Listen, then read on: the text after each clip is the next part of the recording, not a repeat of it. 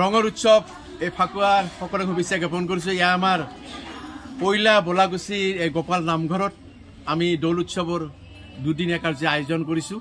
আমি যেহেতু ৰঙৰ উৎসৱ হোলী, এই আমি সকলোৱে হোলী ইয়াত আজি পালন কৰি আপোনালোকক আহ্বান জনাইছোঁ, আহক আমি সকলোৱে এই ৰঙৰ উৎসৱ হোলীৰে একতাৰ দোলেৰে আমি সকলোৱে বান্ধ খাব পাৰোঁ, তাকে কামনা কৰিছোঁ। ধন্যবাদ। Stay informed, stay ahead. News NE 365